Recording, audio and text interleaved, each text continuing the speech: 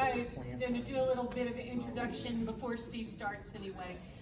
My name is Cindy Harris. I am the Volunteer Services Supervisor for Grapevine Parks and Rec, and I help oversee programming for Keep Grapevine Beautiful.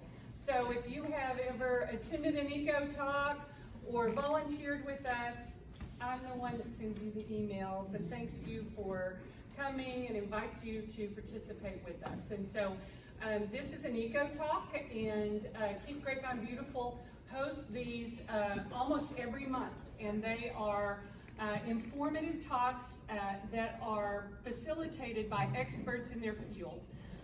So we've had the DFW Airport Environmental Services Affairs Division has spoken.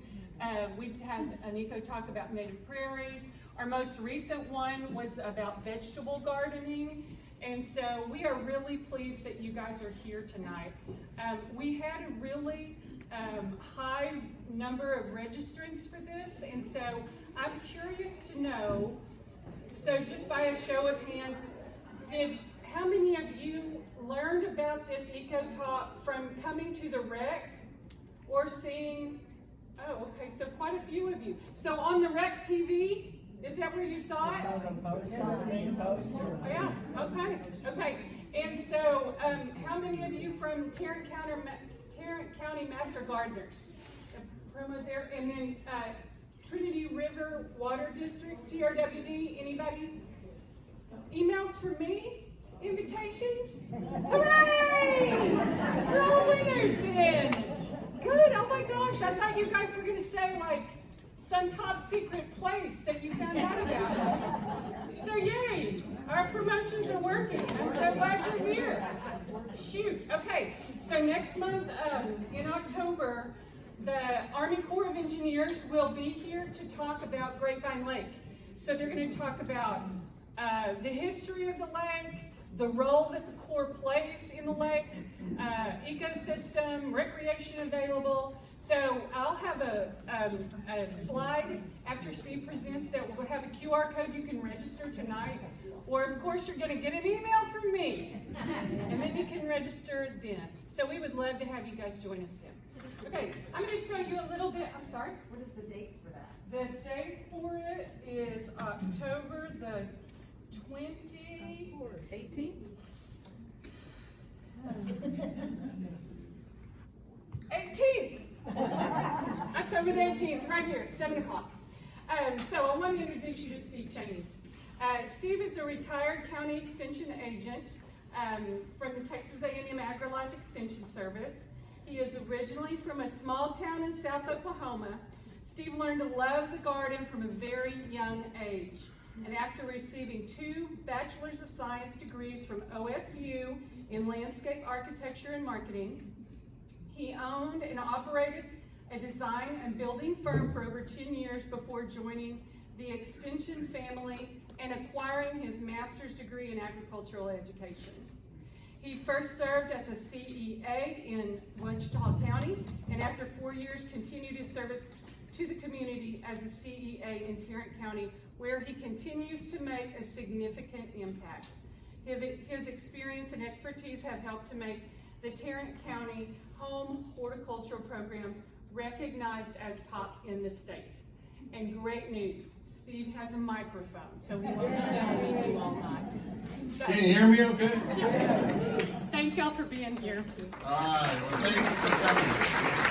I hope you're still happy when the talk's over.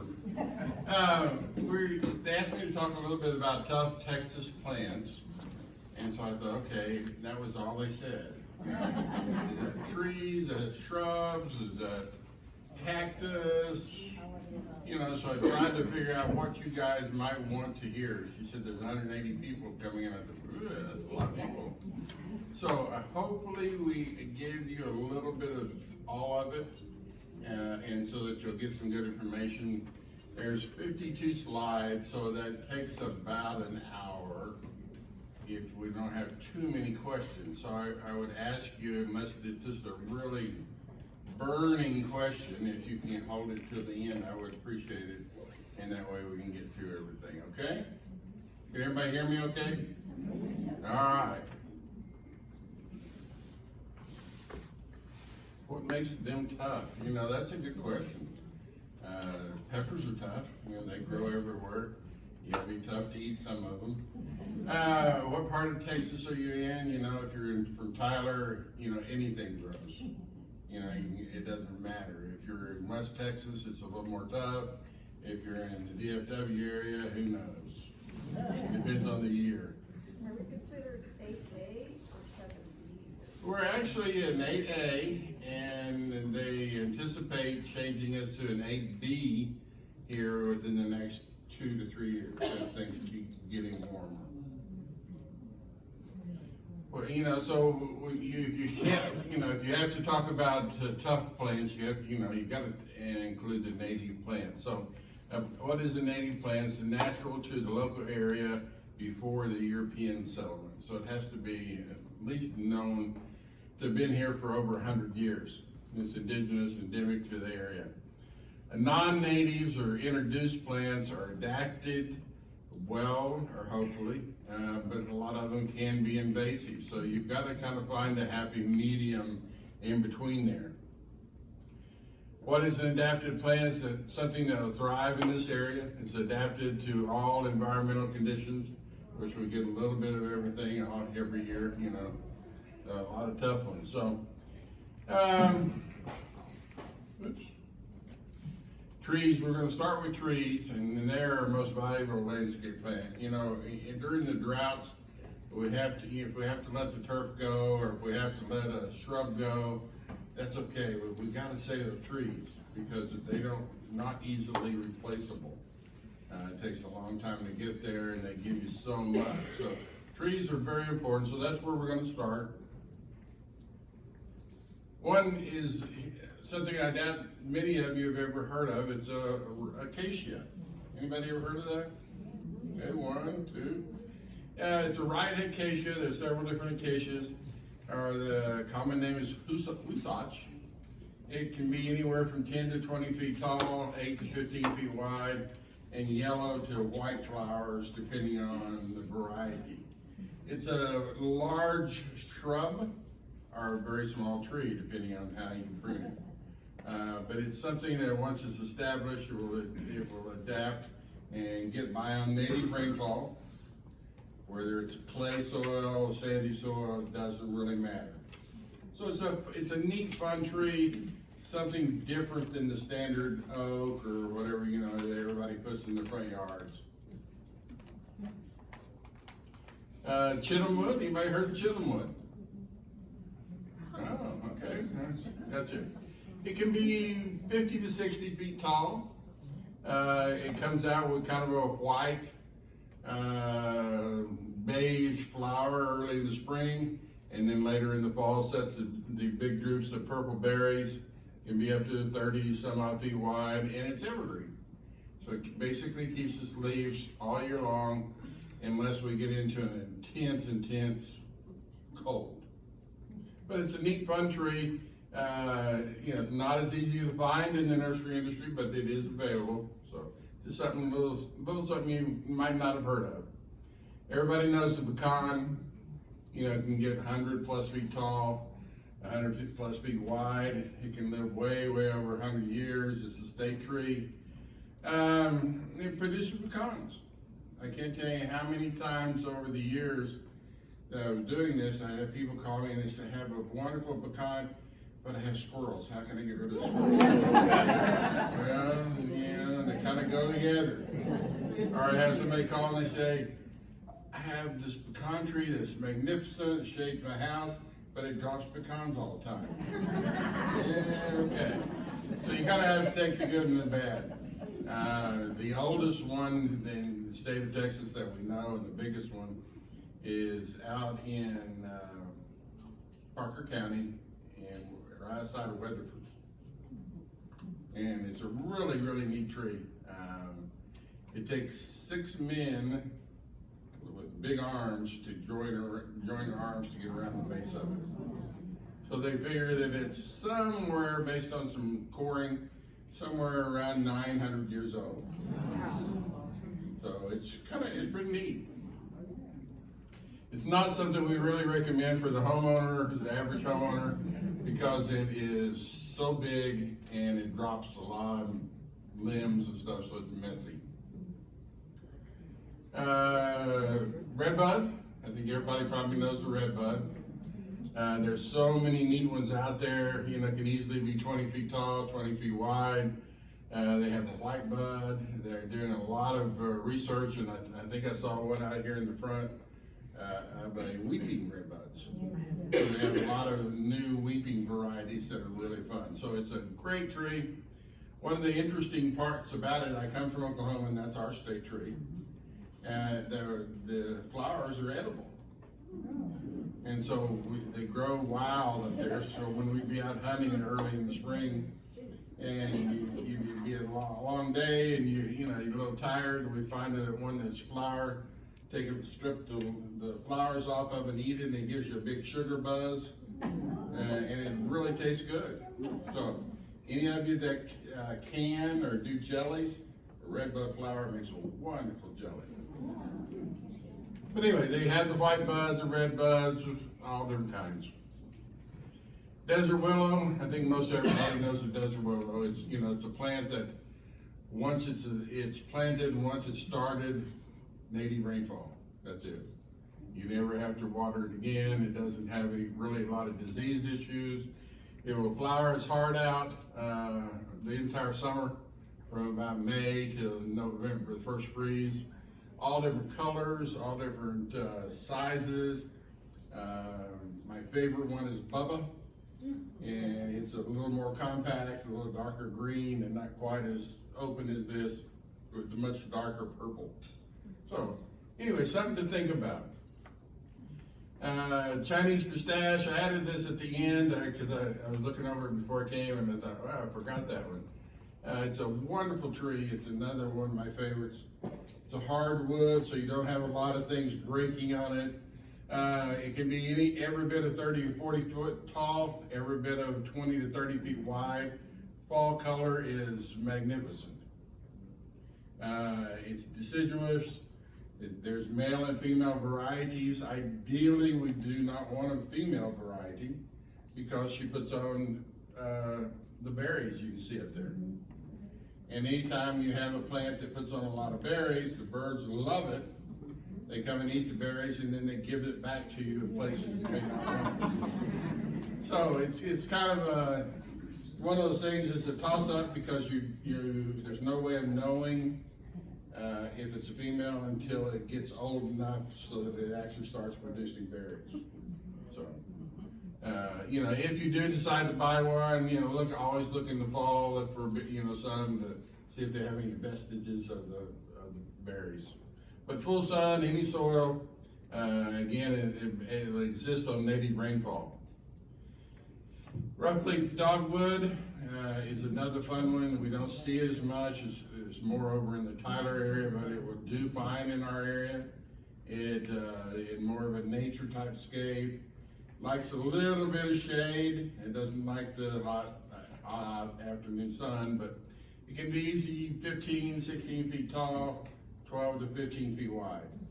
But a fun one that makes wonderful flowers, as you can see. And it's very colorful, and it has little red fruit that are edible if you want to. So it's kind of something interesting. Texas persimmon, I think everybody's probably familiar with the persimmon. It makes persimmons. It can be 15 to 20 to 25 feet tall, 10 to 15 feet wide, just depending on where it's growing. Produces the persimmons, which if you've never had a persimmon, it kind of tastes a little bit like a prune, I think, is what most people say. But you want to make sure you do not, get one when it's green, though. If it's green, it will pucker you up really good. That was, when I was in graduate school as a TA, and we do the plant ID classes, I always looked for one in that class that did not know anything about plant materials, a city boy, and I'd get them to try. I said, look, I did just like an apple. Hey, TA is an unforgivable job, let me tell you. Golden rain tree is another one that's probably one of the better trees that we have, and probably doesn't get used near as much. Is anybody familiar with that? Okay, no? Guess why they call it golden rain? Comes out green in the spring, and then about end of January or end of April, first part of May, you'll go out there all of a sudden in one day, and it looks like somebody took a watering can with gold paint and watered over the top of it, and it just completely turns gold. So it's a very, very neat tree. Lots and lots of yellow flowers. Has little seed pods, as you can see over here. They look like little Japanese lanterns. And so they're really neat. They're really fun looking. And it's a great little tree. 25 to 30 feet tall, 25 to 30 feet wide. So it makes a nice little shade tree. Fits a lot of our smaller one bedroom or one story houses, especially with the zero lot lines and things there. Again, all of these trees will exist on native rainfall once it's established.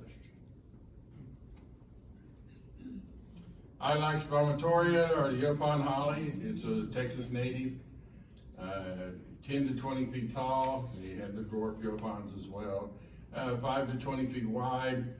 It's an easy one to remember when you're thinking of the Latin name. Where else are you going to say Ilex vomitoria? The Native Americans used it as part of their cleansing rituals for some of the medicine, and it doesn't take but just as very few berries to make you do that. But it's a neat one. They have male varieties and they have female varieties. And the biggest thing I would suggest to you, if you would like this, it's a great plant. Don't do like a lot of the places do where they shear them into these topiaries. The plant's not made to do that. Years ago, I was speaking in a town, and it came a little bit early, so I was driving around just looking at the plant material. They had a new housing addition that had just been built, and it's a very affluent neighborhood. They used this in all of the houses, and they had them all with looking like flying saucers. There were different angles, so it's about that thick, and it's perfect, That's terrible. Why would you want to do that? And the thing is that people, think about it, they buy a lot of these plants for berries to get the color, right? And then after a period of time, they say, there's something's wrong with the plant because it's not making any berries anymore. You're pruning it off before it gets a chance. They only make berries on year-old wood. That's with our dwarf Burford hollies and a lot of the other hollies. So if you're cutting it off every other month, you're never going to get the berries. So just something to think about. Virginia Juniperus virginiana, or the eastern red cedar, is the parent on one side or the other of almost all of our junipers. That we have from tall to slender to ground covers. It's there somewhere as the parent. So you don't see it too much in homeowners because they don't usually have a big enough area for it. But it does make a wonderful shrub or big tree. But it can easily be 40 feet tall and 20 feet wide. Golden ball lead tree. Anybody seen that? Fun little tree. Can be 12 to 20 feet tall, 15 to 30 feet wide, so it's actually wider than it is tall. It's a big shrub or a very small tree. The golden, and that's why they call it golden ball flowers, will just completely cover it most of the summer. So it's a neat, fun tree. It's I would suggest it if you want something interesting in your landscape. Mexican plum. Anybody familiar with Mexican plum? Good, I hope so. That's a great tree. If you haven't ever tried it, you should. We took a great big group of people to did the Dallas Arboretum one time and got out, and it was during the right time of the year. We got out and people were going, wow, what is that smell? It's so fragrant. So and they said, what is it? And I got out and smelled it, and I said, there's some Mexican plum somewhere. And sure enough, about 100 yards down the end of the parking lot, there was a grove of Mexican plums. They're that fragrant. Not overpowering, but so fragrant. The neat thing about them too is they produce plums. You know, the plums are about a little bit smaller than a golf ball. If you like to make jelly, mix them with blackberry, because the plum is a little tart, the blackberry is a little sweet, and it makes the best jelly you ever had. So it's a great little tree. It will just blossom when it comes out in flowers for about 3 or 4 weeks. You can't see the leaves. There's so many blossoms on it.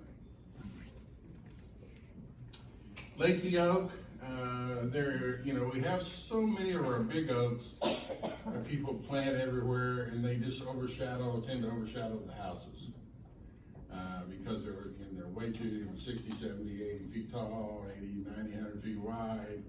And some of these smaller homes, it just overshadows them. So the lacy oak they found about 20 years ago in East Texas, and it's 30, 35 feet tall, 30 feet wide, and it has a blue tint to the leaves. So instead of just, it's still green, but there's a good blue shade to it. So it's very unusual. Fits in again in a small yard. Well, gives you wonderful shade, the acorns, the whole 9 yards. Then they also make a lacy oak with V instead of L, which is about 25 feet tall. So I didn't put it in here, but I just thought I would tell you about it. The bur oak, if you want the queen of the oaks, that bur oak is the one. It's one of the biggest leaves of all the oak trees. It by far has the biggest acorn. Acorn's bigger than a golf ball, so it can be that big around.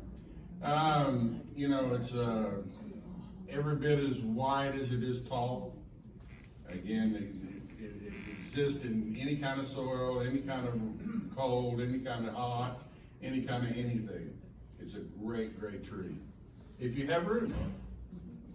Chinkapin oak is another one that is one of my favorite. It has the serrated edges on the leaf, 80 feet by 80 feet. So again, you have to have the room for it. Otherwise it can overshadow your home. But all of these again, once they're established, native rainfall, very little care after that.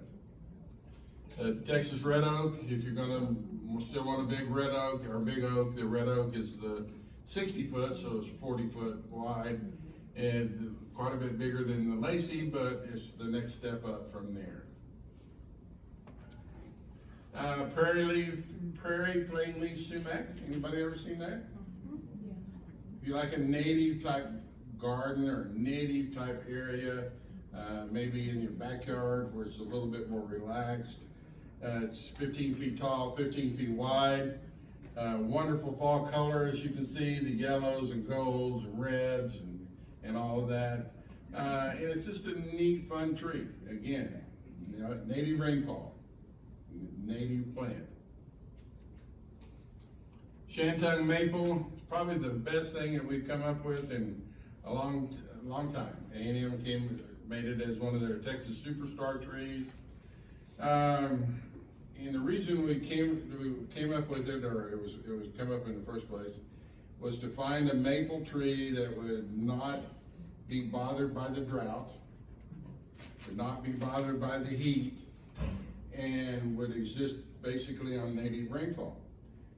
So many of the maples that we do have, are a big problem. Silver maple being the biggest one. So they came up with this one. It's about 25 feet tall, 20 feet wide. It's deciduous. We made it a Texas superstar. Tolerates full sun, heat, alkaline soil, so it really doesn't matter. Fire Dragon is a new one that they come out with. Has a wonderful red fall color. It's ideal for smaller trees or yards because of the size. So when we initially discovered it 20 plus years ago, we said, okay, how much heat can it take? And so we were thinking, okay, as I was on state committee looking at this, where can we plant it so that it will get all the heat in the world and get all the abuse? So we decided to take it to Wichita Falls. You know, they have a race there every year called Hotter Than You Know Why. And so we planted it there in an area where the weeds wouldn't even grow. And we planted it about 8 feet away from a 2-story brick wall that had south-southwest exposure. Now, if you want heat, that's about as much as you can give it. Planted it, watered it for the first couple of months, never gave it another drop of water. 5 years, it was 20 feet tall and 15 feet wide, and it was a glorious tree. Now, if you've never been to Wichita Falls, they get lots and lots of rain, sometimes up to 7, 8 inches a year. You know? So it did extremely well there. Every place else we tested it, it did well, whether it be down on the coast, in far east Texas, far west Texas, north Texas. So it's a great, great tree. If you like it and you think that might be something that you want to look at, I rarely, recommend nurseries and stuff, but the one place I do recommend is Metro Maples here in Fort Worth. It's off of I-20, and they raise, and they're the ones that bred the fire dragon. So if you might want to consider it, I would definitely go there. Eve's Necklace, anybody know that one? Great little tree, can be up to 30 feet tall, 20 feet wide.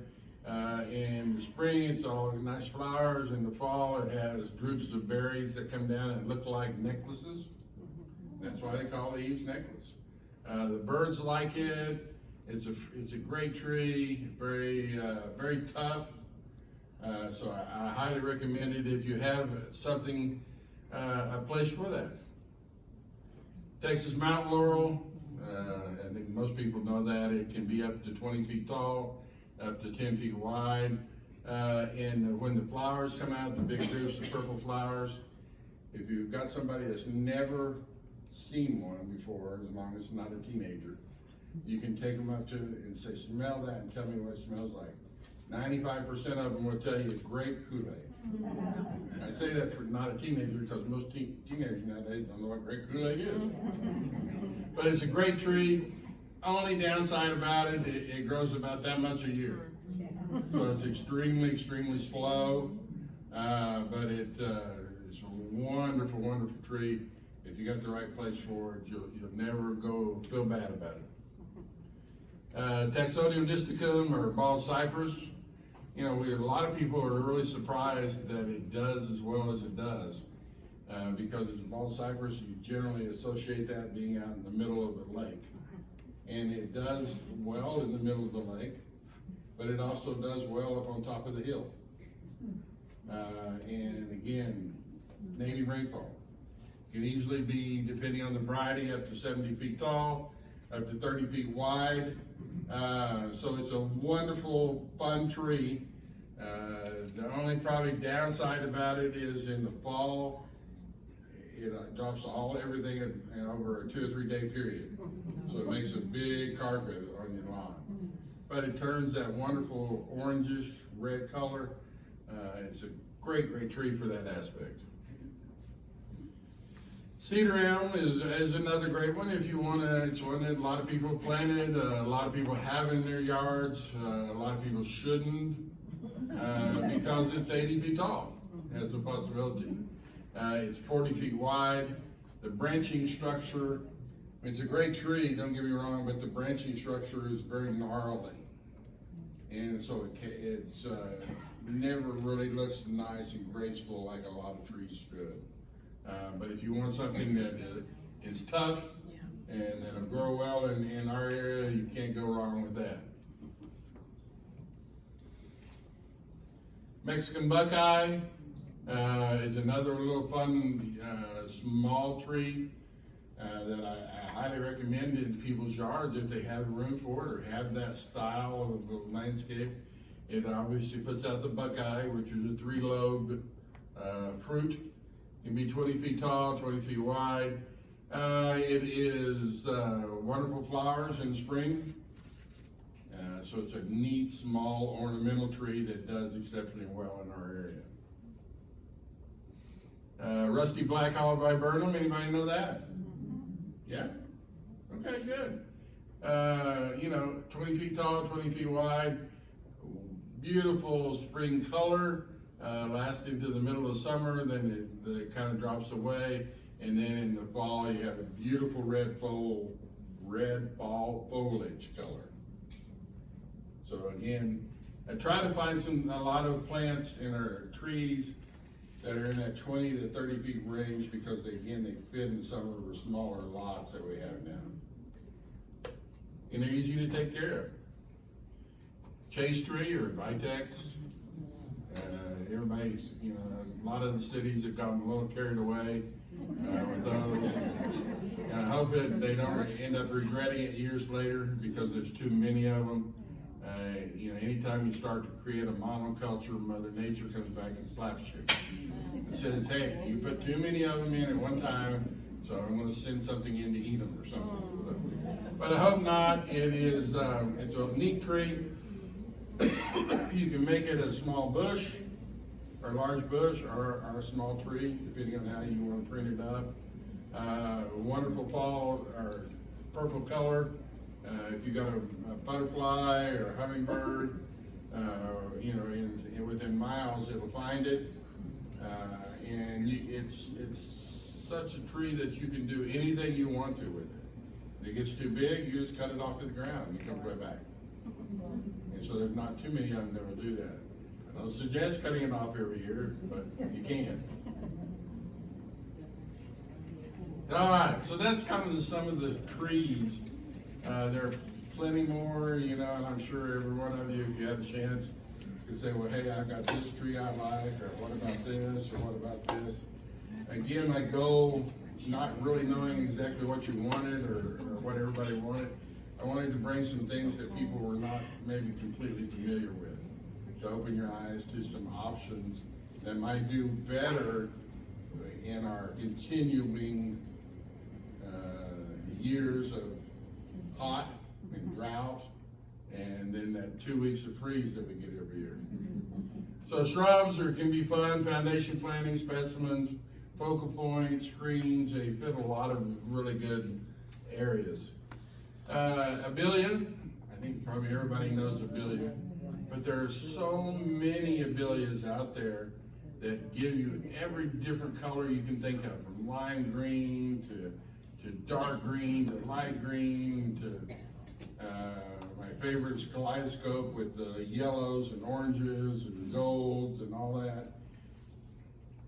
Once you get it going, it just exists. Once a year, you might give it a haircut. Other than that, it flowers its little heart out, for about 6 months of the year.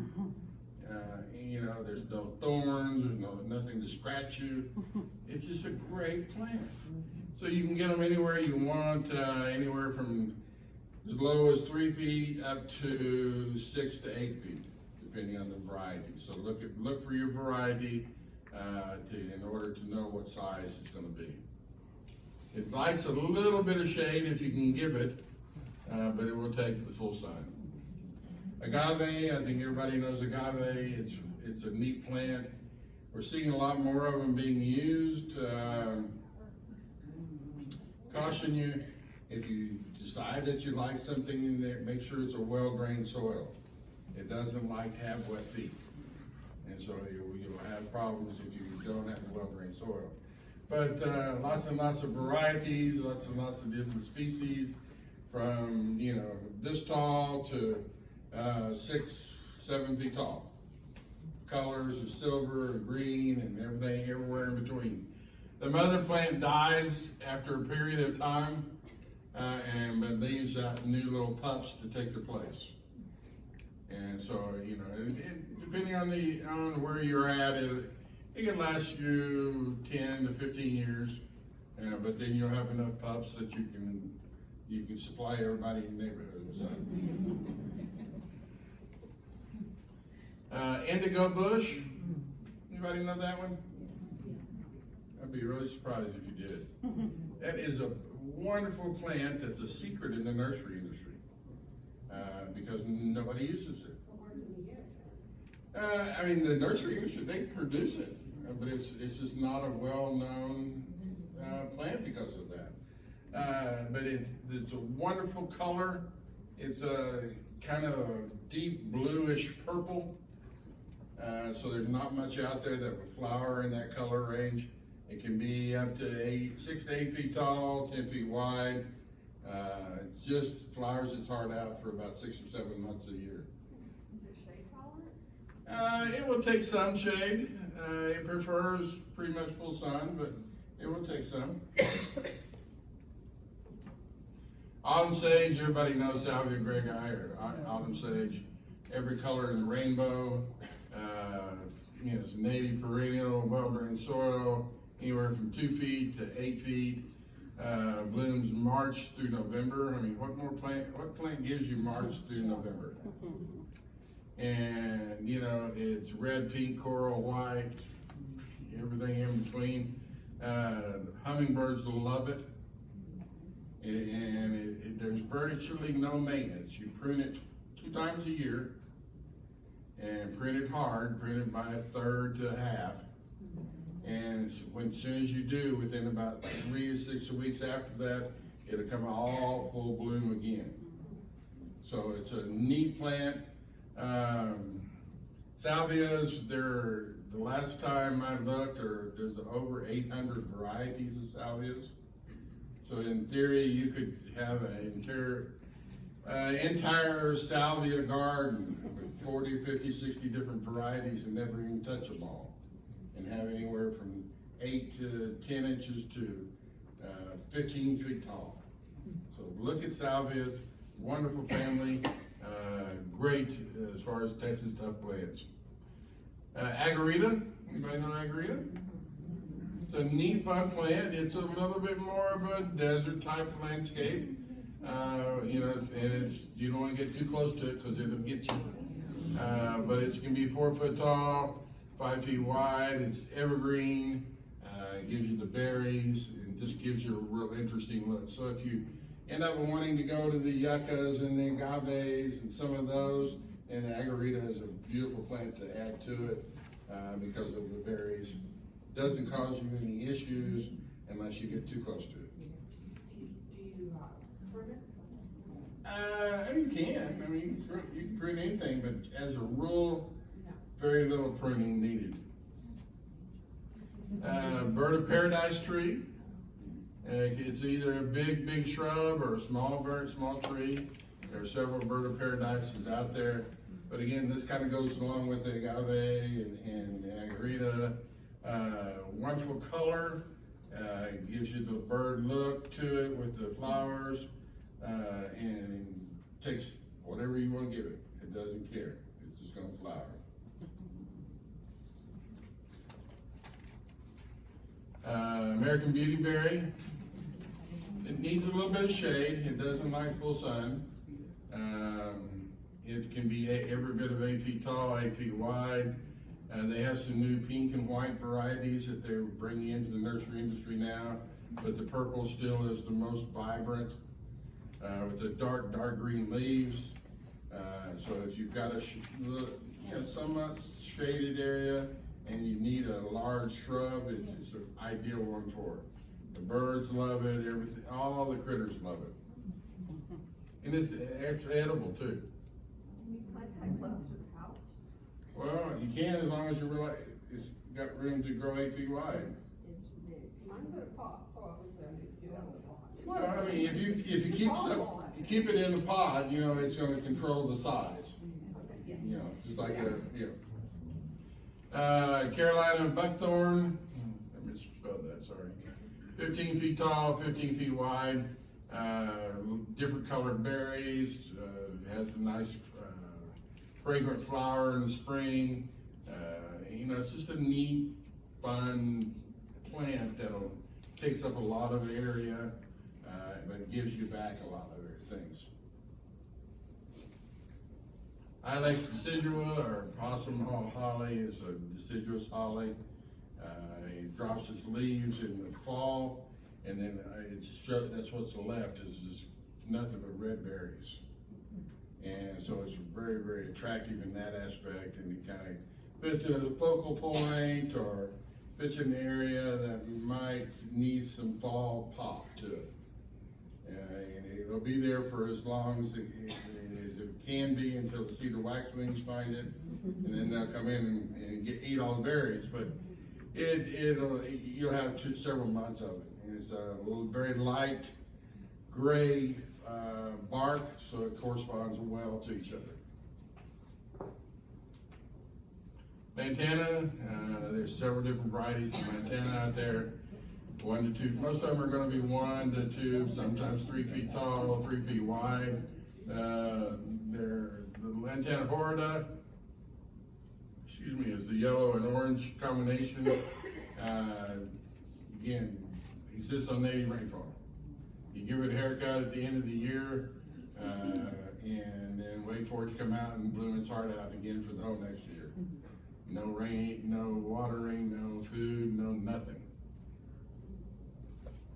Lenheimer's muley, or any of the muley grasses, there's about 300 or 400 varieties of ornamental grasses out there, anywhere from 6 inches tall to well over 20 feet tall. So you have to be careful which ones you buy. The muley grasses are my favorite. They're native grass to most of Texas. Gulf muley, steep muley, there's quite a few muleys. They give you, in the fall, their inflorescence is, instead of being beige or white or what a lot of them are, they'll be kind of a pinkish orange. So it gives you a lot of wonderful color. They're evergreen to semi-evergreen during the winter, depends on how harsh the winter is. It grows in heavy clay, sand, rock, doesn't matter, it just grows. Full sun, so look, I didn't put a lot of the ornamental grasses in here, but I mean, we could do nothing but talk. I've done talks on ornamental grasses. But look at ornamental grasses because of the fact there's no maintenance. They don't take any water, they don't take any feed. They'll take as hot as, if it's 115, they just laugh at it. They say, come on. And if it drops down and gets really cold, they say, come on, we're hot, we're fine, we're good. Texas sage, I think most people know the Texas sage. Light grayish green foliage, beautiful purple flowers. Most of the normal ones are going to be up to 8 to 10 feet tall. They have a lot of new dwarf varieties that are as low as, I think the newest one that I've read about is about 3 feet tall, 3 feet wide. It's kind of the barometer plant. It tells you if it's going to rain, and you can't fool it, by giving it too much water or playing with it. We tried doing that, believe me. But it's a great little plant if you have the room for it, and if you like the color. Winter honeysuckle, there's lots and lots of honeysuckles out there. Some are very invasive, some are not. The winter honeysuckle is really about the only one that we really recommend if you want that type of plant, because it won't get carried away and become too invasive. It can be a very bit of 8 feet tall, 8 feet wide, flowers just like any of the honeysuckles, and just a great overall plant if you have that type of room in your landscape. Red yuccas, we're seeing lots and lots of the cities planting the red yuccas around their cities, and that's great. It's a great plant. Flowers, its little heart out, puts out the big stems of flowers. Full sun, reflected heat, but needs a well-drained soil. That's the biggest thing, so you have to look at that. Blooms April through October, and sometimes then later if we don't get an early freeze. Brake light is the newest variety. It's a variety that came out that is so brilliant of a red, that's why they call it brake light. Really gets your attention. They also have some new white varieties coming out and some new yellow varieties. that's coming out. So if you like that type of plant, you know, look at combining two or three of those colors together, it can be a neat planting. Rosemary, it's an evergreen shrub, it's 2 to 6 feet tall, full sun, well-drained soil, light blue flowers, late winter through spring. So that's, you know, that's something that gives you the flowering in the winter through spring as opposed to the spring through summer. Great little plant, good in xeriscapes, so it goes well with some of the ones that we talked about. One of the neat things about rosemary is if you have a pet, you know, take your hand and just run it up a stick, 2 or 3 stems of it, and then go pet your pet. It transfers that oil from there onto your pet, so it's a natural flea and tick killer. And the pet loves it because you're giving it some attention. And it actually is good for your hands with the oils and stuff in there. So it's something to think about. Evergreen sumac, I love this plant. I wish more people would use it. It's 7 to 8 feet tall, 8 to 10 feet wide. It's evergreen all year round, so it doesn't ever lose its leaves. There's nice white flowers, some red berries in the fall, birds, butterflies, everything love it. And it's one of those things, and it goes in the nursery industry and it goes up and down. They'll sell tons of it for several years and then they don't sell any. So look for it. I think you'll enjoy it. It's a great, you know, where else do you get an evergreen plant that will flower for you and give you berries? Is it full sun? Yes, full sun. Turk's cap, full sun to shade. Plants look better in shade, but they'll take full sun. 2.5 to 3 to 4 feet tall, depending on variety. Blooms from May through October. Attracts hummingbirds. If there's a hummingbird in the near block or two, it'll find it. They have the red. They have some new pink ones and some new white ones that are coming out. It's just something that once you plant it, comes back every year. You don't do anything to it. At the end of the year, when everything is all, you know, brown and not so great, it's got some sticks to it. So you just go out there, and I'm a lazy gardener, I just go out and step on them. And they break off at the soil level, and then, you know, later on when I'm weeding something, I'll pick them all up and throw them away. That's all you gotta do. And you know, and other than that, it'll come out to be beautiful and flower, and you'll love it. Zexamenia is a native perennial. Again, it's something that's not used as often as it should be. It's a really kind of almost a ground cover because it rarely gets over about 20 inches tall. It can be 3 to 4 feet wide, but tolerates all the heat and drought you can give it. Blooms spring through fall and takes full sun. So, I mean, what more can you ask than that, huh? All right, so that's kind of a little bit about North Texas plants, and I hope that kind of helps you. I've got some references here that I think will help you. If you ever have a question about plants, the first one is texassuperstar.com. Go to that, and I'll leave it up here for a while so you can get it. And it has all kinds of great information. It's something we developed at AM. But one of the neat things about it is it has a plant finder on it. And so we developed a large database of plants and with sizes and colors and all that stuff. So you go in and you look, okay, I want something that has purple flowers and shade and is 2 feet tall, and you fill in the blanks, hit the button, it'll search through the database and come back with pictures and descriptions and sizes for you. So it's a great thing there. Plus it has all kinds of other great information in there. Earth Roses is another great one. Texas Smartscape is another one very similar to Texas Superstar. We helped develop that years and years ago through the COG, the North Central Texas Council of Governments. and it does the same thing. A wonderful search engine for plant materials, a little bit different search engine than what the Texas Superstar, but it will give you all kinds of wonderful resources to find something, find the color, picture, sizes, et cetera, et cetera. If you like native plant, nipsot.org has another search engine on there that does basically native plants. And so it will research and do the same thing. Purple flowers, birds, butterflies, shade, whatever, and it'll give you there. So there's 3 great resources for you to help you find plant material that you may or may not know about. Texas Master Gardener Association is a great one.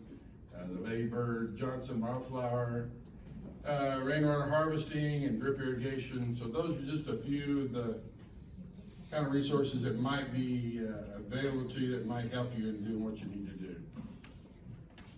do. Cindy, can you get a copy of this? Yes. I'll give you a copy, yeah. Yes. There's tons of native plants out there, lots of well-adapted plants. We could talk for hours and hours and hours and time and not cover them all. But hopefully that will, what we talked about today will open your eyes to a few that you don't know that you might be willing to try. There's my email there. If you want to email me something, I don't always check it regularly, but that's the nice thing about being retired. I can wear shorts, I can grow a beard, and then I check email when I want to. But I do check it usually about once a week, so I'll be glad to try to answer your question if you have something that comes up later.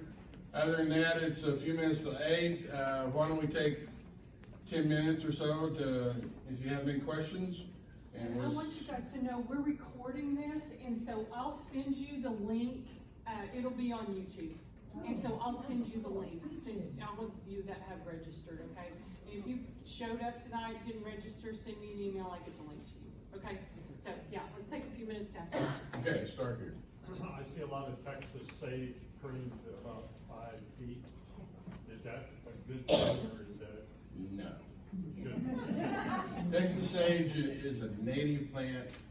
You should not ever prune it. You might give it a light haircut, but when you start pruning things like that, like Texas sage and andinas and stuff, it changes the growing habit, and it can affect them and actually can cause some demise on them if you prune them too much. So if you're going to, that's why it was so much on all these plants, we try to give you size range.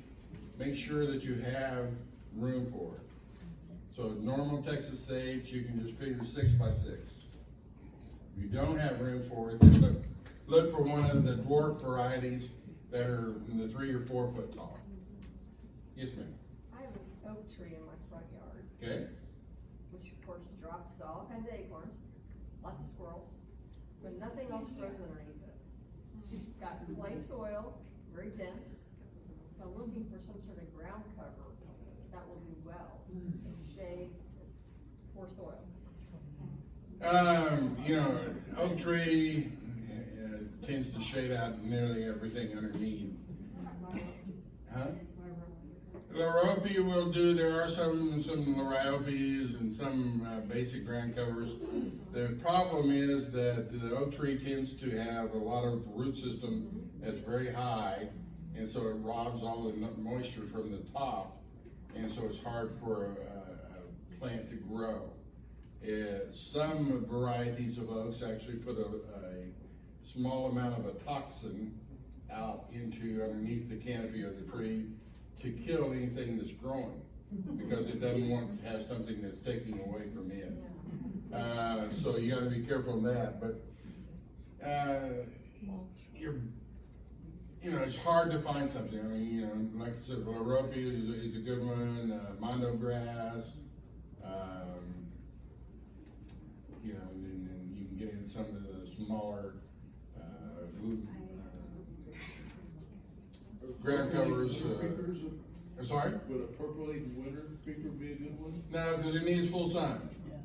So you're gonna have to look for a total shade plant like an English ivy or Asian jasmine even will do well in that. So, okay? Good night. Back in the back. Are there any smaller plants, U.S.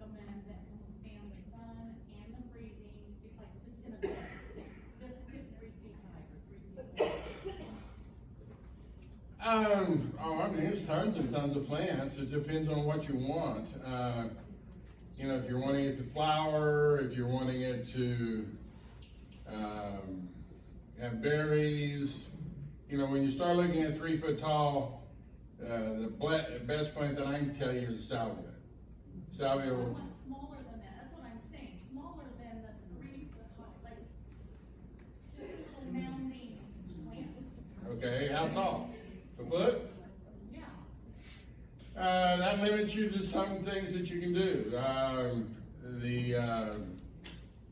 The Mexican petunia, the dwarf ruellia, will grow about 12 inches tall.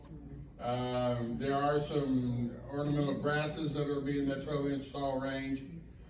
I don't remember the variety, but the Nandina, they came out with a new ground cover variety that only grows up about 8 to 12 inches tall. So you really just look in the ground cover end more so than a plant, because there's just not that many that are going to be 12 inches or less, unless you grow into more of some of your smaller perennials. And then if you look at the search engine on any of those 3 search engines, put in that size range, that'll pop up some for you too. Okay? Dale? Okay, right back here. Right. Oh, on the muley grasses, do you recommend cutting them back? Like chopping them down? Yeah, you know, they always look better, but don't do them until the spring. And the simple reason is if you cut them back too early, then you just got this big nub. Yeah. If you leave them all the way until when it starts to green up again, at least there's some wind movement and some texture. So, you know, I always recommend if you're gonna do it, wait until you can kind of part them and see a sprig or two of green coming up, and then give them a haircut. Would that be the same as Aldaccio? Uh-huh. What else? Okay, I have one other one. okay. I've always been cautioned about using mulches in foundation back planting areas because of termites. Okay. Is that an issue that? All right, the question is using mulches around the foundation. Ideally, we would try to keep a 4 to 6 inch free area between the mulch and the foundation of the house, because the termites they can't take light, so the only way they can get into your house is come through create a mud tunnel. And if you've got a 4 to 6 inch barrier where the sunlight hits on it, you basically don't have any issue with it. So very rare will you ever see a termite issue because of mulch, unless you just pile it up really high up against the house. All right, yes, back in. The pruning of crepe myrtles? No.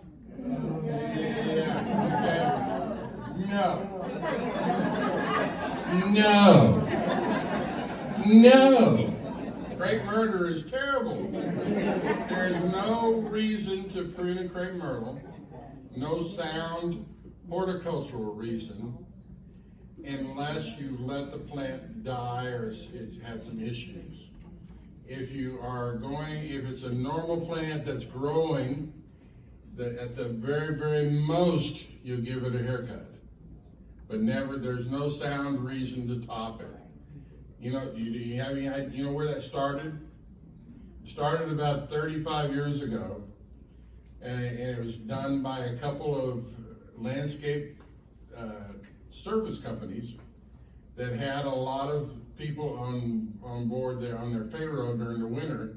So they were trying to figure out something to keep them busy. And so somebody came up with that idea, and now they go out and do it. Well, and then, you know, you see it at the entrance of all your landscape, or your homeowners' places. Or then the homeowners thinks, well, you know, if the company's doing that, that's the way to do it. And so I actually went years ago, I spent a couple of days when everybody was pruning them. and drove around the neighborhoods, and I'd stop and ask people, I said, why do you do that? And they said, well, because, you know, my neighbor, and because so-and-so, and because so-and-so. They have no idea why. So, no, never. Yes, way back in the back. Pruning the oak trees. I'm sorry? Going back to the oak trees. Okay. Not pruning, like maintenance or, Pruning an oak tree? yeah. Live oaks or any of your red oaks only should be pruned really once a year, and that's in the dormant season. If you have to prune a live oak or any of your red oaks any other time of the year, you do it in July. And the reason is in July that beetle that carries the oak wilt disease is pretty much dormant. It's in between the life cycle. So if you're gonna have to do it then. Otherwise, pruning, you know, should only be done if there are broken or dead, diseased branches, or you're trying to change the shape a little bit. Too often people prune wrong, and they prune everything up really tall, and what you do is you create we call it a lion's tail, because it's it's up way up here and high, and then what happens is you have a windstorm that comes, and the only thing is up there, and so you end up having a lot of broken branches. So, you know, make sure there's a reason that you're pruning, and kind of, again, in dormant season. I have an American beautyberry that I don't remember planting, but it looks gorgeous. And beautiful purple berries on it. I kinda wanna move it, but I don't know if I should be messing with it, cause it's so pretty. But can I move it? Sure. Okay. Yeah, I mean, you can move it, obviously Just do gonna it move it back, because it's too close. during the dormant season. I have a beautyberry with a lot of volunteers. Yeah. And The dormant seasons, you know, when all the leaves start dropping off the tree. And then ideally, if you're going to do it and you want to make sure that you don't have any issues, then about late August or September, you want to give it a haircut, so that you're cutting off some of that extra material, so the root system's not trying to support it. And then when you go in, you know, if you're gonna dig it up and move it, that's fine. Always suggest to have your hole dug where you're gonna move it to, so it's out of the soil the minimum amount of time. Get it up, get it over, get it back in, and give some good watering. Yes? I have a Japanese maple Mhm. that has one branch, it's like alfalfa, you know, and I've always been told that I can't cut that I have to leave that thing. No, that's not true. I can't speak for your particular Japanese maple because I can't see it. But, the pruning, the physiological response from a plant to pruning is to put out new growth. Right. And so sometimes if we have something that's tall and leggy, if we prune the top of it, we'll put out new growth coming out. Just be careful that you don't get too carried away during the dormant season. But yeah, you can do it. Okay. One more question. You mentioned pruning the salvias twice a year? Uh-huh. Which, spring, fall, Pruning, I usually suggest to people prune it about May, okay. and then again about September. Okay. Because, it's come out and it's grown and up till May. You should have 4 to 6 weeks of flowering. You give it a good hard pruning, and then, about 4 to 6 weeks later, it'll bust out all new growth, and then go in about, late August, early September, when it's starting to cool down a little bit, prune it again, all over again. Okay, is that it? Everybody, did we get them all? All right, well, thanks for coming. I hope it was helpful. You're very welcome.